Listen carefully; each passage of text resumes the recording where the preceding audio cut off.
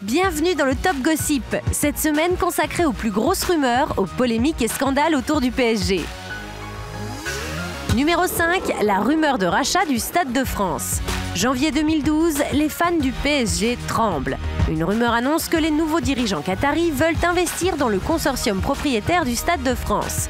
Leur but, abandonner le Parc des Princes, bien trop petit pour leur dessein, et s'installer au Stade de France. Fausse rumeur ou projet abandonné, on n'en sait rien, mais les fans peuvent respirer. Le PSG continuera de jouer au parc.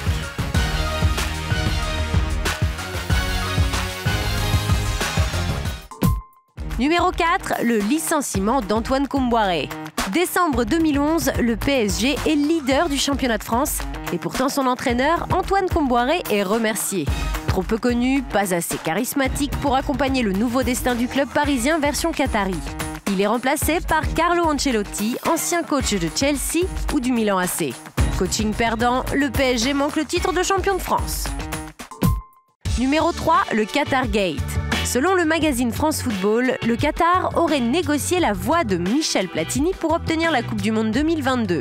En échange, Paris aurait demandé le rachat du PSG. Un pari payant. 6 semaines plus tard, le Qatar remporte l'organisation du Mondial 2022. Les Qataris tiennent parole, ils achètent le PSG et l'arrosent de pétrodollars.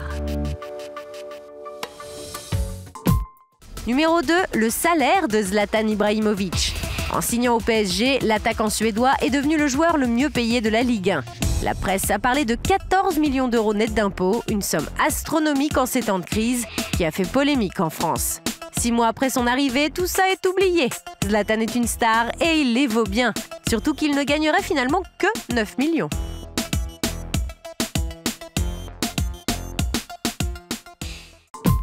Numéro 1, David Beckham. Janvier 2012, la rumeur Beckham au PSG a fait beaucoup parler. Pour rien, le fantasme se réalisera 1 an plus tard.